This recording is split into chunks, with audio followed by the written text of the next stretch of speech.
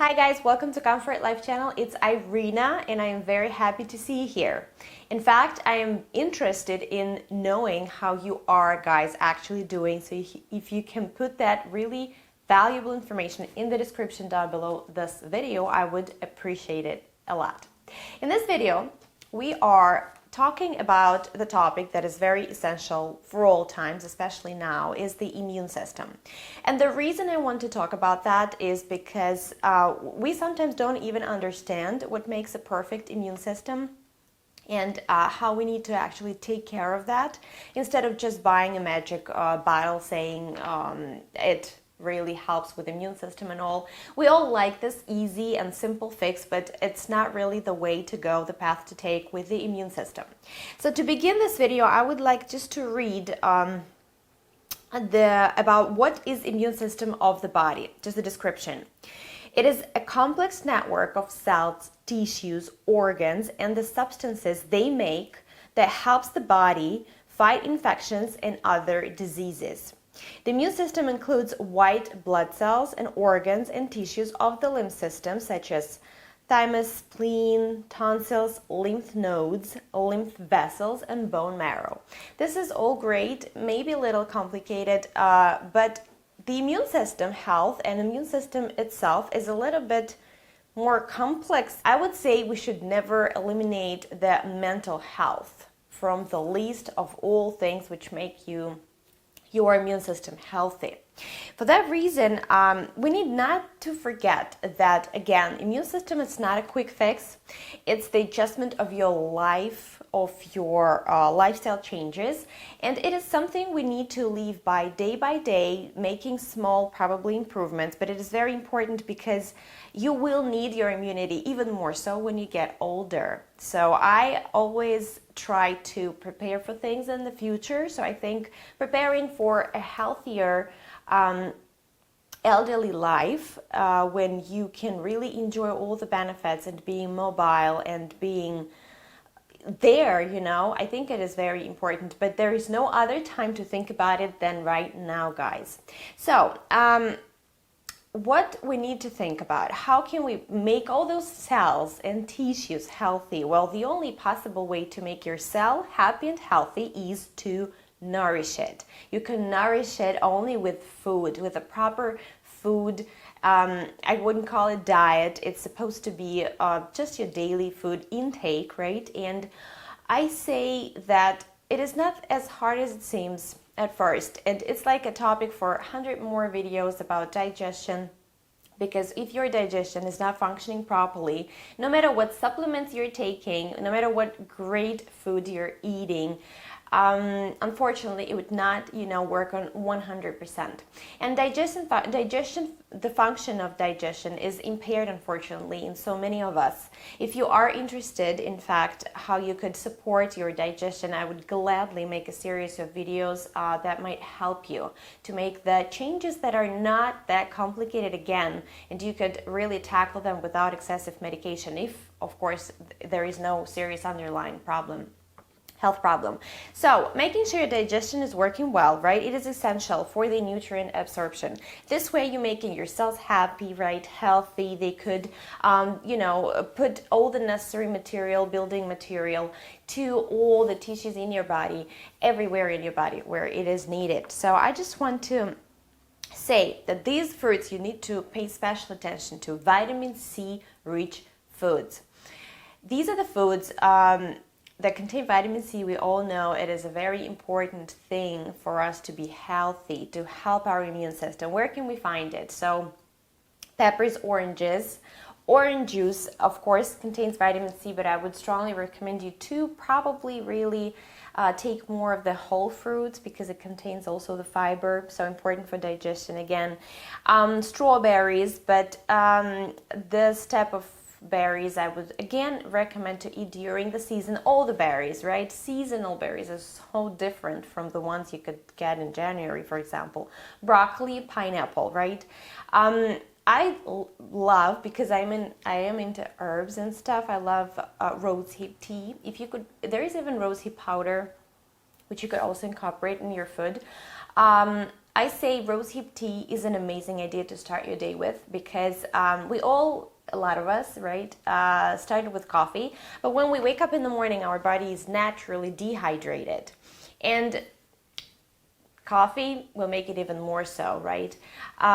Even if you know you can't do without coffee, okay, you could start your day with rosehip tea first, and then you could follow it with coffee, like after your breakfast, for example. But this way, you would also hydrate your body, you will get the vitamin C, and it is very good. By the way, there is no problem with eating and drinking at the same time, so you could completely not worry about that at all. So just get your breakfast and drink and eat it drinking the rosehip tea. Now, vitamin D rich foods. We all know that certain fish has it. Fortified foods also could be an option. Yogurt and milk, yes, but not all people are good with milk. And in this case, I wouldn't advise maybe taking eating milk itself, but the fermented foods such as yogurt would not be a bad idea, and the kefir. But unfortunately, when I go to the store and I find kefir and it has the expiration date like 6 months from now, it doesn't really mean this product is very viable, So if there is any option you are interested at all, or you can make a yogurt yourself at home with a very short shelf life, this is like the best option for all the probiotics, first of all. So just keep that in mind. Now, zinc. Zinc is so good. Zinc-rich foods are actually very good for your skin, ladies and gentlemen. So beans, nuts, seeds. Of course, meat and fish also they will also have the zinc. If you're buying nuts, I have a video of how you could soak your nuts for better absorption. If you're buying nut butters, again, try to find the ones that do not have salt in it. Like say just one ingredient, peanut butter, for example, no salt. And no oil, of course, no sugar. Shouldn't even mention that. Protein-rich foods. I know there are like two groups of people in social media. Ones who say protein. The others say we have pretty much enough protein without even eating that much protein-rich foods, right? Because for a lot of people, protein is mostly meat. But meat is it's another controversial topic. And some people don't eat meat. That's fine. They still can get a lot of protein into their diets with certain rules there, right? But my favorite protein foods are eggs, whole eggs. We don't really just eat the whites. We kind of need the egg yolk to work with that. And if you're a healthy person, you could easily eat an egg or two a day without a problem. Now, dairy products, they also are considered protein food. But here I want to say that they have this milk sugar, which makes it probably not at all times the best protein rich food in this case. Now, beans, great protein. Fish, whole grains, they do contain protein. I am not afraid of carbohydrates if it's a whole grain. I do believe we need them, again, for proper absorption, for digestion. I love whole grains, and I believe we do need them. Now, cheese could be an option here, but it also contains some fat. So cheese would be a good protein-rich food mostly for the first time of the day. And meat, of course, is there. So meat is completely up to you. I just recommend buying good quality meat, which is important. It's better to eat less of it, but make sure it's more of a good quality meat. Turkey, you could get some turkey, you could get chicken, you could get breastfed meat if you want to. You could try to find leaner cuts as well. And you don't really need to eat red meat every day.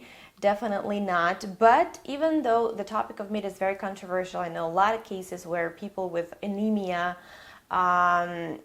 they actually, if there are no underlying health diseases, it could be improved with diet, just including the red meat, maybe 2 times a week, especially during the period with the ladies. Now, so we also know that gut plays a very important role of immunity. I mentioned a couple of times. We all need this prebiotics and probiotics. So prebiotics are easily found in the high fiber foods, and probiotics could be found in fermented foods. It not necessarily is supposed to be the dairy or yogurt. I understand that it could be kimchi or sauerkraut.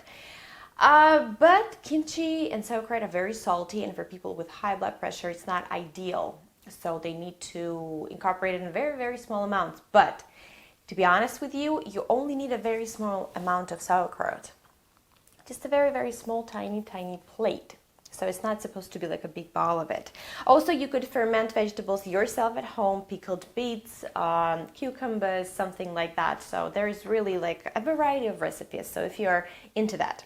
Now, I would also say that I'm talking about the foods that you buy, that you cook, that you actually prepare your meals yourself. I'm absolutely aware that not everybody has this opportunity, and in this case, you need to just make wiser choices when you buy foods from the restaurant.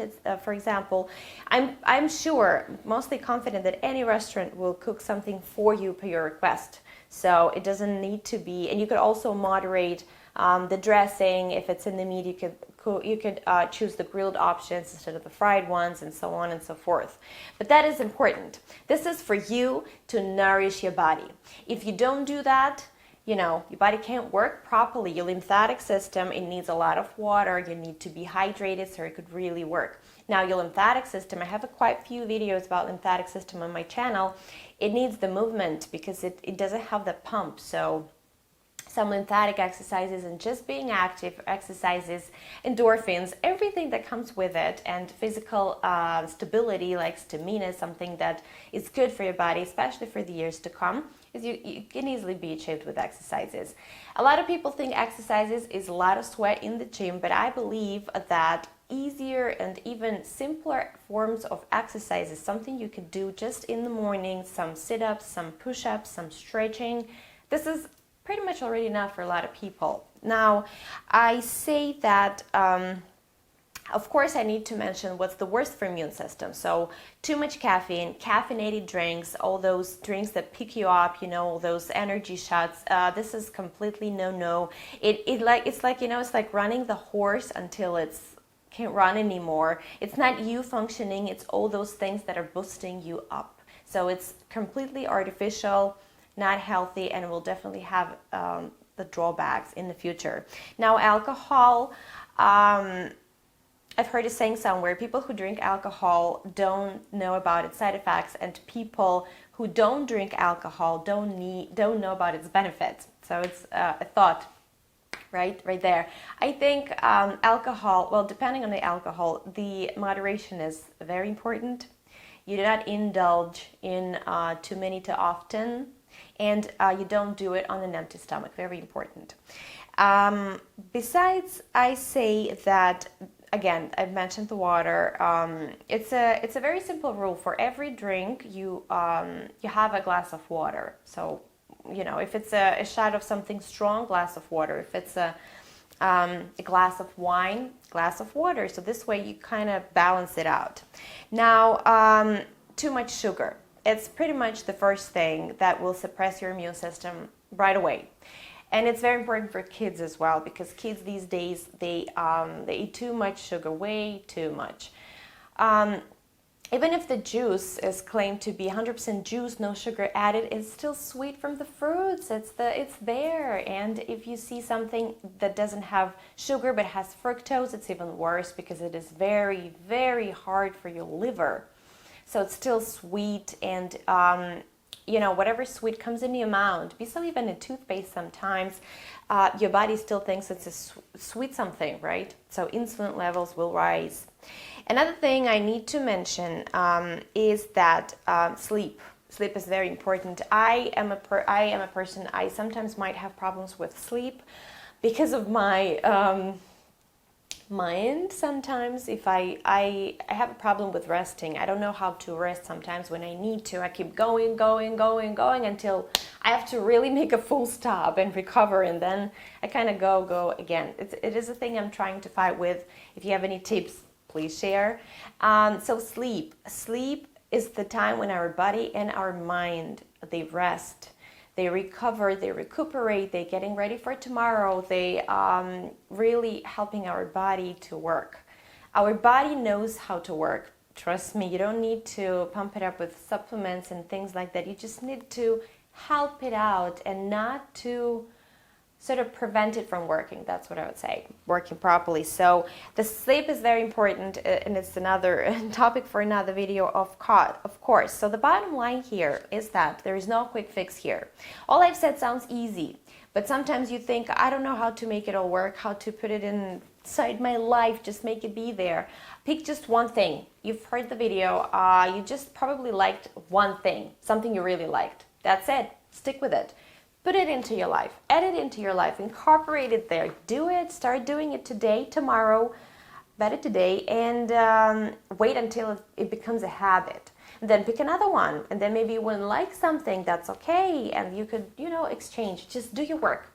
Give you some grace. If you slipped, it doesn't matter. It doesn't matter. We all sleep when we try to achieve a better goal. Now, move your body, stay hydrated, get proper sleep, get proper food. The variety is very important with the diet, right? And let me just see what else I wanted to mention here. I wanted to mention the most important thing is your mental health. Because our thoughts, they have a direct impact. They affect our body directly. It's on the hormonal level. It's your hormones. They really, really work in a very beautiful way, I should say. So mental health has everything to do with your immunity, because it has everything to do with your body itself, with the cells. And prioritizing mental health should be your goal as well. Now, I think nowadays digital detox is a wonderful idea. You won't really miss anything if you will miss the social media for a couple of days, trust me. And sometimes, for many it is even an addiction. And it is an addiction which people don't really realize, because for some addiction is, drugs, food, emotional hunger, alcohol again, but it is an addiction. Sugar is an addiction, but we don't really maybe pay too much attention to that because it doesn't seem so crucial at a moment now. What this social media sometimes does, it withdraws you from what you want. And it's harder for some people to hear themselves, to try to identify what I want, because all those pictures, it comes to your mind, and you become a little numb to your own feelings, to your own senses. You become dull, and this is not a good idea, because sometimes when they say if you don't know what to do in life, you have to just go to the nature, for example, especially if it's your place of power, and just be there alone.